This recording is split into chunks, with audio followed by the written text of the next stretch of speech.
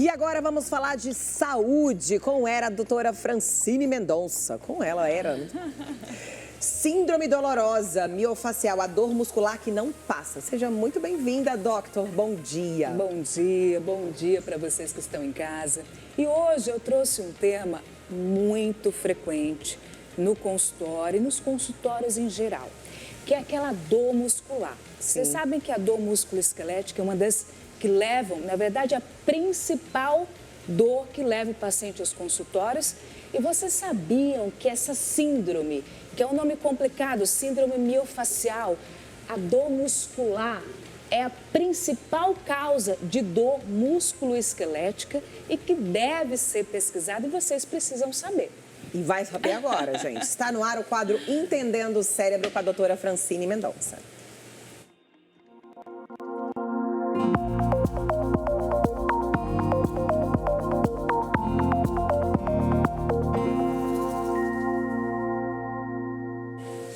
Vamos entender tudo agora, doctor. Essa dor muscular miofacial que fala, não é isso? Síndrome. Síndrome, exatamente.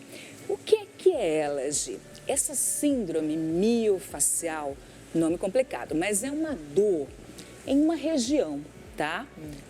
Da musculatura. Geralmente a gente não localiza bem, mas existem vários pontos dolorosos.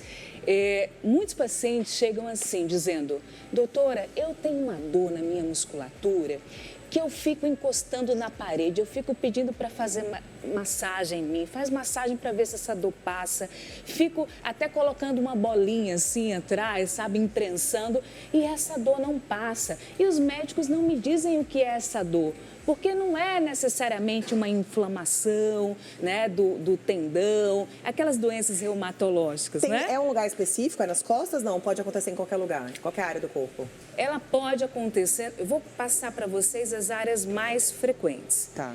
Ela pode acontecer no pescoço, de forma mais frequente, aqui nessa região do ombro, nesse músculo que a gente chama trapézio, pode acontecer na região lombar, aqui da coluna, mais embaixo, mais acima, pode acontecer na região glútea, pode acontecer aqui até na articulação do maxilar, não é? Então, e é uma dor que ela precisa ser pesquisada.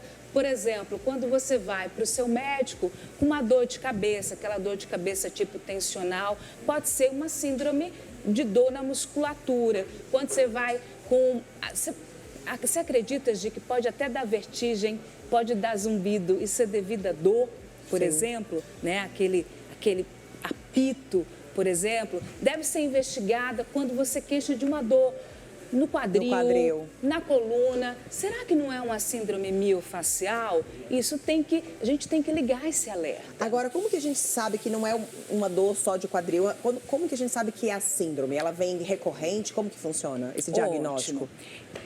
Ela é uma síndrome porque é um conjunto de sinais e sintomas. Tá. Mas o principal que nós observamos é uma dor, é uma rigidez, tá? É uma tensão em regiões do músculo que são desencadeadas, principalmente a palpação, e formam nós, que nós chamamos pontos gatilho, tá? Sim. Sabe aqueles nozinhos da musculatura que muita gente fala que tem e a gente palpa, desencadeia aquela dor, muitas vezes desencadeia aquela contração e não só no local, mas em outra região, que a gente chama dor referida.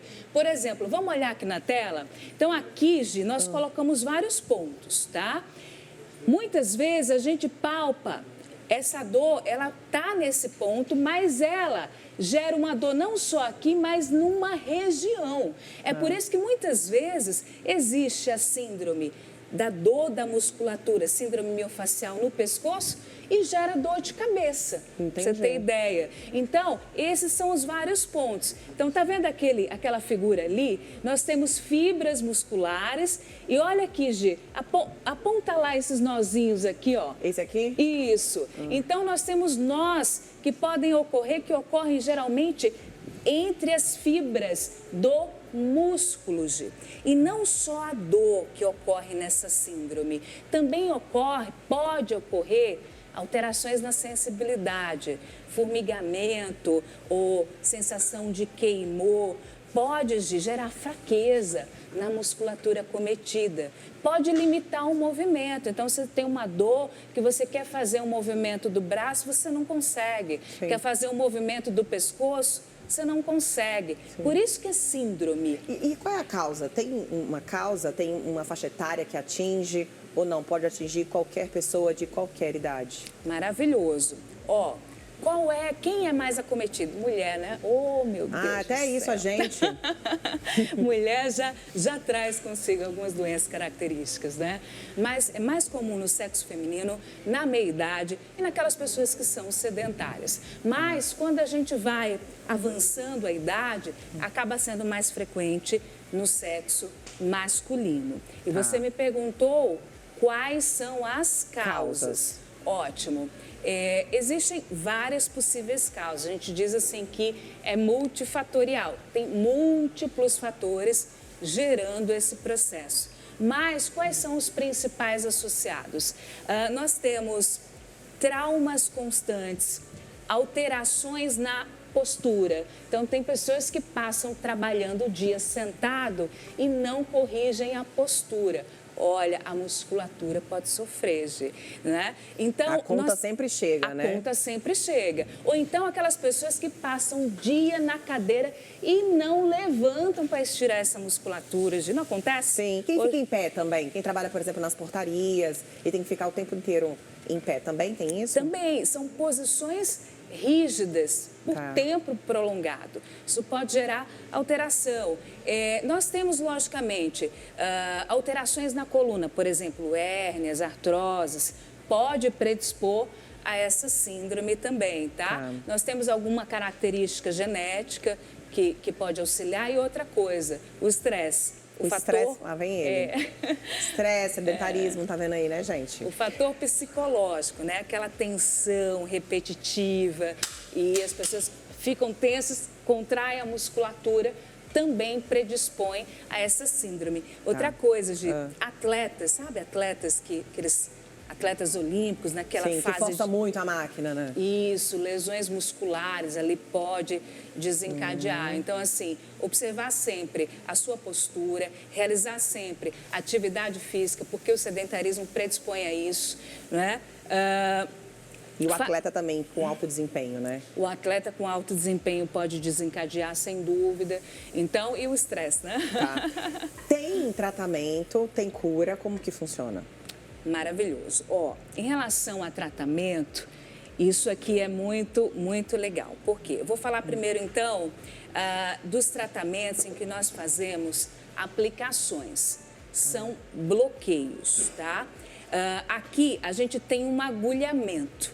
A gente vai agulhar aquela área do músculo que está hiperexcitável, que está irritada, tá? Então, esse agulhamento, ele pode ser a seco. Ou seja, a gente não injetar nada, apenas inserir a agulhinha e direcioná-la em várias direções. Ou nós podemos também fazer um agulhamento com um bloqueio, com um anestésico, tá? Um anestésico local. Podemos também... Isso depende da dor da pessoa, da sensibilidade? Ou do grau da síndrome? Na verdade, existem várias técnicas, independente do grau. Nós podemos, o agulhamento a seco, em relação ao agulhamento com bloqueio anestésico, tem evidências ali semelhantes. A vantagem do bloqueio com anestésico é que geralmente a dor da agulhada não fica tão evidente. Ali é um agulhamentozinho a seco, tá? Mas nós podemos injetar anestésico. Existe uma possibilidade também desse anestésico com um anti-inflamatório. Existe a possibilidade, os estudos aí já estão sendo lançados com Botox, a toxina botulínica. Eu venho trazendo aqui, né, Gi? Vocês que acham que a toxina... Que é só estética, né? Não é. Tem várias doenças neurológicas que podem ser tratadas, inclusive a dor muscular. E existe o tratamento que é o... não medicamentoso, vamos dizer assim, né? Que você pode, sem dúvida, fazer massagens, você pode fazer aquela estimulação elétrica, sabe aqueles aparelhos que o fisioterapeuta muito usa, que é a estimulação elétrica do músculo, da fibra, né? Pode auxiliar. Então, existem várias possibilidades. Ó, aqui, quando se coloca um spray frio, geralmente, com uma faixa que faz um estiramento da musculatura, também ajuda. E existem medicações que os antidepressivos podem ser utilizados, algumas medicações também analgésicas. Então, existem várias possibilidades de tratamento. E tem cura, doctor? A pessoa faz o tratamento bonitinho, pode ser curado ou não? Sempre vai ser recorrente, sempre vai voltar, dependendo, né, da forma que você vive, enfim, como você, né, força, às vezes um atleta, que teve isso, aí faz o tratamento, mas continua jogando, continua, né, em alta função. Pode voltar, então? O principal tratamento desse tipo de problema é eliminar a causa base, né? Então, por exemplo, você tem deficiências posturais, corrige a tua postura, você é muito sedentário, vai fazer atividade física, é importante. Agora, o tratamento, ele pode auxiliar. Então, por exemplo, com esses agulhamentos, quando a gente vai fazendo eles semanalmente, eu tenho pacientes que chega no meu consultório com muitos nódulos, muitos pontos de contração. E à medida que nós vamos fazendo, esses nódulos vão se desfazendo e chegou ao ponto dela ir no meu consultório e eu não fazer, porque já tinha mais havido esse processo, já tinha resolvido. Lógico, a depender, você está submetida a um estresse, uma questão, pode ter, né, um retorno disso. Então, aqui são os pontos, ó, na região da face, região aqui das têmporas, nós podemos aplicar, a região do pescoço aqui, ó, são vários pontos. Interessantes, que não só são pontos aqui, não só são pontos, é uma região. Então, esses pontinhos aqui geram dor naquela região de azul ali. Tá vendo? Ó? Esses pontinhos aqui, que é da musculatura da mastigação, geram dor em toda aquela região ali. Então, veja, são pontos de gatilho, mas que geram não só uma dor local, mas uma dor na região também. Não é legal isso? Sim. Vocês saberem, legal não é, né? Legal não é, mas saber é muito importante. Doutora Francine Mendonça falando sobre síndrome dolorosa, miofacial, a dor muscular que não passa.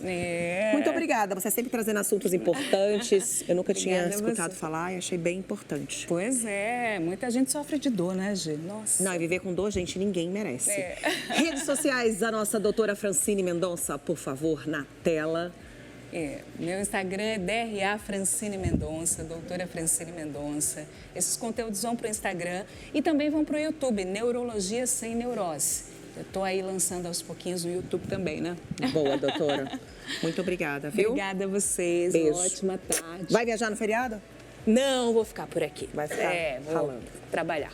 Beijo para você, viu? Beijo. Até a próxima. E aí, minha gente? Pode servir? Já? Vamos finalizar ele mostra aqui. Aí já como é que tá o nosso risoto de caipirinha. Ó, ele já tá bem cremosinho. E aí eu vou fazer com a manteiga gelada, Gi. Por isso que eu pedi a manteiga gelada. A gente vai fazer uma técnica chamada mantecatura. Que eu vou colocar ela para ela dar brilho e ficar mais cremosinho ainda. Tá bom. Ó, coloco um pouquinho... Manteiga para dar brilho. Isso. Ficar aquela cremosidade, né? Vou mexer aqui para misturar bem. Ai, que delícia, né, gente? Nossa, muito bom. E na sequência, eu vou pegar um bom queijo parmesão. Mas se você quiser colocar um queijo canastra, um queijo bem brasileiro, você pode colocar, que fica incrível nessa receita também. Ó, vou caprichar, da sua hein? opção, né? Do seu gosto. Os queijos brasileiros estão batendo um bolão, Gia. O sabor é incrível, eu uso muito na cozinha. Ó, Aí já faço aqui o puxa-puxa e já vou servir você. Boa. Você quer com a linguiça toscana ou com a linguiça calabresa? Pode com as duas? Não, como que é? Tem que escolher. Pronto, vou combinar as duas. Pronto, faço para os dois. Pra provar um pouco de cada. Pro doutor e pra tia, E sim. você, doutor? Eu, os dois. Vou seguir o seu caminho. Tá vendo? Ele já entendeu todo o esquema. Os dois também, pra ficar Vamos bom. usar esse prato Mas fica bom aqui. com os dois? Aí você vai me Fica falar. incrível, Você não. fala, não fica bom com os dois, não. Aí a gente Fica não vai nos incrível, dois, né, ó. doutor? Lógico, com certeza. Bom, doutor, você queria falar sobre união homoafetiva, né? Fala pra gente o que muda ou se não muda. Eu tenho trabalhado muito com associações que defendem os direitos de homoafetivo e tenho tido muitos processos do mesmo tipo. Não são todos, mas é costumeiro que a relação afetiva seja sem contrato firmado. Eles se juntam e já começam um relacionamento e geralmente não regularizam e provavelmente não vão ter filhos. Não é costumeiro adotar, são poucos casais que optam por esse caminho. Então fica muito difícil a comprovação da união estável. Eles são também divididos de conta, então não tem compartilhamento. Eles têm uma união estável, que é com o objetivo de constituir família, mas sem filhos, mas fica muito complicado de provar. Muitos também não tiram fotos, Tem né? poucas fotos juntos, porque eles têm uma vida mais reclusa, lógico. Sim. Não quero generalizar, tá? Cada um tem o seu tipo de relação. E daí, para comprovar essa união estável é difícil. E por quê? Que horas você vai comprovar essa união estável? Ou no caso de uma separação, mas normalmente o problema se dá quando um dos dois falece. Porque como eles não têm filho, os próximos herdeiros da linha de sucessão, se não tiver união estável, seriam os parentes colaterais. Tá. Se não tiver pai vivo, parente colateral. Tá. Que seria os irmãos, os sobrinhos e tal. Sim. E quando se a pessoa tiver muitos bens, e geralmente os casais homoafetivos que vão pelo menos no meu escritório estão muito bem de vida porque não tem a prole, Sim. eles têm uma vida mais independente e tal, então eles têm uma vida mais financeiramente mais estável. Sim. A família, às vezes, tá, por ganância, acaba indo para cima dos bens do falecido. Sim. E dizendo que o que tinha era um namoro e as coisas Não mais era uma absurdas, união não estável. era, apesar de conviver e tal, começa a brigar Sim. pelo patrimônio. E como é que faz para comprovar, então? Daí você fica naquelas fotos, testemunha, documentos Foto, que comprovam, testemunha. inclusão no plano de saúde, Tá. associação de clubes, ou então uma dependência financeira, porque às vezes um do casal não é tão bem, então eu tive casos que todo mês o rapaz ia e depositava para o outro um dinheiro, então é uma dependência econômica. Sim. Tudo isso a comprovar. Só que é complicado, porque comprovar no INSS essas coisas, por exemplo, é muito complicado para você receber pensão. Se você não tem nada, o INSS costuma negar e depois você vai por recurso para tentar regularizar aquilo. Mas sem uma prova fica muito difícil. Então, por isso que tem que... a pessoa, Por isso que é importante mas quando a pessoa regularizar, casa, vai entendeu? juntar, vai morar junto, ninguém fica pensando, né? Fala assim, você tá pensando nisso? Por quê? Você vai me deixar? Você vai... Né? Olha, na dúvida, casa por separação total e fala para o outro, o que a gente tiver para compartilhar, a gente compra junto, compra no nome dos dois e está tudo certo, entendeu? Hoje é o que mais se faz a respeito. E dá uma garantia para o outro também, inclusive para receber seguro, para receber outros tipos de benefício, né? Na hora de falar de seguro também é uma coisa complicada, né? Seguro de vida. Como que funciona? O processo é o mesmo também? O seguro hoje, eu tenho indicado muito para os meus clientes, porque é um meio da pessoa receber o valor antes de se concretizar o inventário.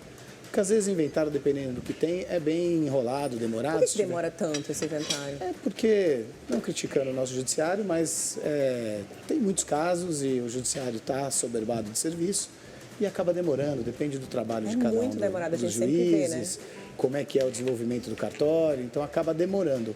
Porém, hoje já tem uma lei que determina que os inventários, se não tiver briga, não tiver herdeiros menores e se conhecer todos os bens, pode-se fazer por escritura pública. Então, o que abreviou bastante o prazo, em 10, 15 dias, se estiver tudo organizado, você consegue fazer.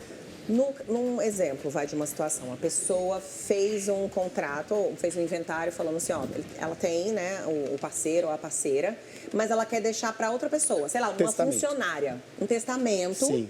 E quer deixar para outra pessoa. Como é que funciona? O parceiro pode requerer e falar assim, não, eu tenho direito. A herança é dividida em duas partes. 50% é a legítima, se chama parte hereditária, que é direito dos herdeiros. Essa não se pode mexer. Tá, a legítima. Que são os filhos. Filhos, companheiro ou ascendentes e descendentes, né? Pai, mãe, essa é legítima. Tá. Se não tiver nenhum herdeiro sucessível, vai para os colaterais, que são os do lado, né? Irmão, sobrinho. Tá. No testamento, se não tiver herdeiro, você pode testar tudo. Tá. Sucessíveis. Tá. Se tiver herdeiros, você pode testar 50% para quem você quiser. Esse testamento, se for feito na formalidade, do jeito que tem que ser feito, por isso que é sempre importante procurar um advogado de direito de família para fazer essas coisas, porque é específico, não dá para o contador fazer, o cara da empresa, não dá. Porque é específico, a pessoa precisa saber o que está fazendo. Tá, se tiver o testamento, não precisa do inventário. Não precisa, mas ele tem que ser bem feito. Tá, o que é ser bem feito? Bem feito é dentro das regras, com as testemunhas, dentro de cartório, porque daí fica mais difícil de você contestar esse testamento. E lá você pode deixar 50% para quem você quiser. Outro exemplo. Para empregada, Pra quem quiser. Para quem quiser, para uma instituição de caridade, que acontece muito. Sim. Eu já vi gente deixar para cuidar de animal. Gente, pro cachorro, né? Cachorro. Deixa lá o cachorro. Então você indica E uma... aí a briga pra cuidar do cachorro é uma loucura. Pra quem Não, ele fica já com indicou a guarda. pessoa que vai cuidar, duas. Ah, já entendeu? indica a E daí essa pessoa. pessoa vai gerir o dinheiro para cuidar dos animais e depois o que sobrar, às vezes, acaba ficando para a pessoa, dependendo do que está na... Outra questão, disposto. tem os filhos e aí a pessoa também criou o neto como filho, Sim, né? Mas os filhos não querem que o neto entre porque neto não é filho. sim. Pode entrar, o neto pode requerer os direitos dele? Hoje pode, mas ele vai ter que entrar com uma ação pretérita antes de reconhecimento de maternidade ou paternidade afetiva. Tá, que é porque o pai mas e o a mãe pai- criou como filho. E eu aconselho as pessoas que têm esse tipo de relação com às vezes, eu já vi casos até do filho da empregada que convivia em casa, acabar virando filho também do casal. Então, o direito de família é legal porque cada dia é uma história diferente. Às vezes você não acredita na história, quando vai no seu escritório e você ouve a realidade, é aquilo. E daí, geralmente, as pessoas que sabem disso já vão no cartório e reconhecem, entendeu? Bom, cada caso é um caso. Cada então. caso é um caso de direito de família assim. Boa, doutor. Vamos para as redes sociais dos nossos convidados. Vamos começar. De quem é essa rede social aí que está mostrando? É do nosso advogado, doutor Daniel Mota Oliveira. O que você costuma postar, doutor? Nas minhas redes, mais as questões de trabalho, as entrevistas, né? Sim. Que a gente começa a fazer e a gente vai divulgando, às vezes a família, algumas coisas. Eu tenho assessoria de uma agência, porque para a gente, profissional liberal, para tocar a mídia é muito complicado. Mas a Flávia até está aqui, a minha querida assessora de imprensa. Já manda um alô para ela. Ela que fez você dançar no início do programa. Ela Falou, fez bota o eu dançar, advogado para ela não me fazer. avisou que eu ia fazer isso, né? Mas Faz tudo uma bem, coreô tudo no bem. início. Fica para a posteridade aí, ó, a dança do Dr. Daniel E Oliveira. apontar com o advogado é difícil, hein? Mas Daqui já a é o pouco vem segundo, a- viu? Já é o segundo que dança. A gente está conseguindo. Vamos no chefe agora. Vai, gente. Chefe João Marcelo. Eu coloco os programas de televisão, as parcerias. Eu dou muita dica de restaurante pelo Brasil afora, por Isso onde é eu muito viajo. legal, viu? Eu coloco os bastidores das novelas, dos programas. Por exemplo, a Eliane Jardine está ali comendo um doce que eu fiz para ela, para uma cena específica. Doce de quê? Eu sou doceira, Era um hein? doce de mangaba. Nossa, que Olha que delícia. espetáculo. Então a gente coloca... Eu fiz um processo agora de emagrecer, perdi quase 20 quilos até hoje. E já foram 10 quilos de gordura. E aí isso ajuda muito a quem está assistindo, Com certeza. a quem está acompanhando o Instagram, ver as diquinhas e tudo mais, entendeu? Então, o Instagram, a gente tem umas receitas legais, vai ter nossa foto daqui a pouco lá, então vocês curtam e compartilhem. Boa, garoto. Chegou a hora de provar.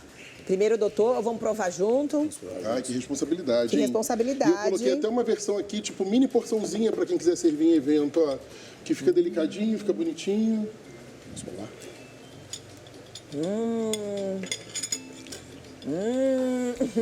Meu Deus. Ficou bom? Maravilhoso. Tão bom quanto cheiro. Coloquei uma folhinha de ouro para vocês, para trazer um Prosperidade, axé. né? Folha de louro é prosperidade. Nossa, tá maravilhoso. Que delícia. Nossa Senhora. Eu comi também. Bom.